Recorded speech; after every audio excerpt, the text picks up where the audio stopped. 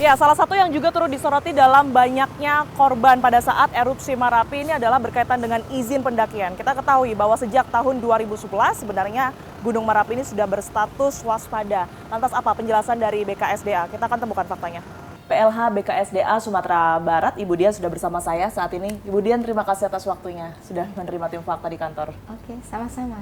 Oke, saya ingin tentunya mengkonfirmasi sejumlah hal ya Bu, berkaitan dengan erupsi Marapi yang kemarin sudah kita ketahui ada 75 korban, 23 diantaranya ini kan dinyatakan meninggal dunia. Beredar juga data bahwa ternyata Gunung Marapi ini sejak tahun 2011 statusnya adalah waspada begitu ya, dan dikaitkan juga dengan banyaknya korban yang kemarin berjatuhan karena adanya erupsi.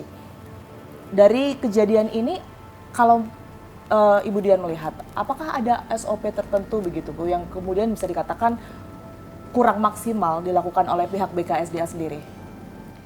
Kalau dikatakan kurang maksimal, kita sebetulnya sudah SOP sudah sesuai dengan aturan ya.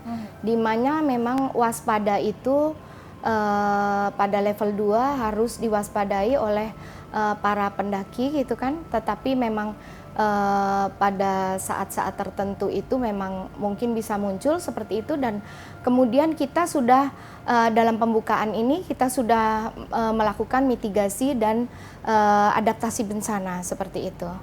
Ini adalah merupakan salah satu karakter dari Gunung Marapi ya. Jadi tanda-tanda sebelum erupsinya sangat minim, dan seperti kami terangkan bahwa pada umumnya gunung api yang bersifat magmatik biasanya mengeluarkan tanda-tanda berupa peningkatan gempa vulkanik ya.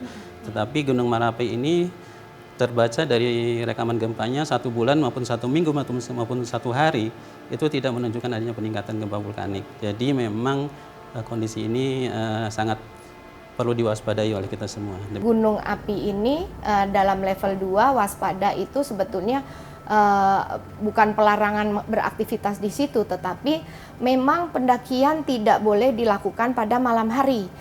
Hanya boleh dilakukan pukul 8 sampai 4 sore. Itu artinya adalah pada saat pukul 4 sore mereka itu pendaki sudah harus turun di bawah.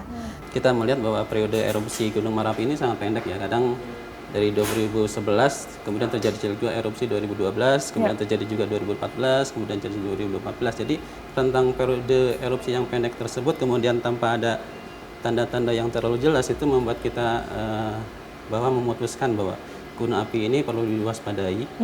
Dan dengan kondisi tersebut, maka kita tidak menurunkan statusnya menjadi normal. Apa yang kemudian ini dilakukan oleh PVMBG? Apakah juga turut terlibat begitu dalam penentu, karena ini statusnya sudah waspada begitu ya, boleh tidaknya para pendaki ini untuk masuk ke wilayah Marapi, apakah juga dimintai pertimbangan PVMBG? Pertimbangan kami adalah pertimbangan teknis ya, jadi pertimbangan berdasarkan kondisi gunung apinya sendiri dan dampaknya jika terjadi letusan. Kewenangan melarang orang itu bukan ada di PVMBG. Pengawasan dilakukan oleh kami, itu memang ada pendamping di sana. Tapi yang jelas pada saat pendamping dari petugas kami itu biasanya disampaikan oleh petugas kami. Tetapi kan dengan keterbatasan petugas yang ada, tentunya petugas kami juga tidak bisa selalu ada di tempat seperti itu. Seharusnya pendaki ini cukup aman tidak sih Pak untuk kemudian bisa melakukan pendakian ke wilayah Marapi? Saya kira pendakian itu bisa dilakukan asal dalam radius di luar 3 km dari 3 kawah. km. Jadi ini adalah gempa erupsi yang terjadi pada tanggal 3 Desember tersebut ya. Kita lihat di awalnya ini bersih ya, hampir tidak ada terjadi getaran. Kalau ini adalah getaran akibat kalibrasi ya. Jadi ini tidak ada getaran.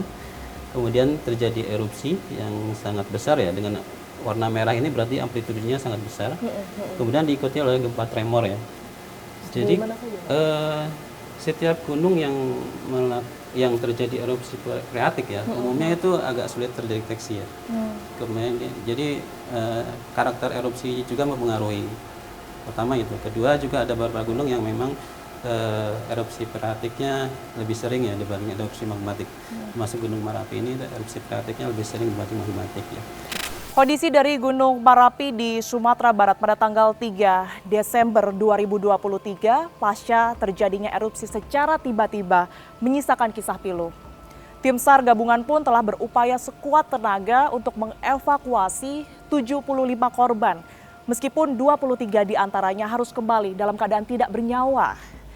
Data dari PVMBG menyebutkan sebenarnya sejak tahun 2011 hingga saat ini Gunung Merapi tidak pernah keluar dari status waspada karena karakteristik yang dimilikinya. Menjawab pertanyaan besar, mengapa kemudian gunung dengan status waspada ini tetap memiliki izin pendakian? Pihak dari BKSDA pun mengaku bahwa mereka telah menyiapkan langkah mitigasi dan juga sudah memenuhi SOP yang semestinya. Semoga kita dapat lebih waspada untuk menyikapi perubahan alam yang tak menentu karena perubahan tersebut dapat terjadi sewaktu-waktu. Saksikan terus Fakta setiap hari Senin pukul 20 waktu Indonesia Barat, hanya di TV One.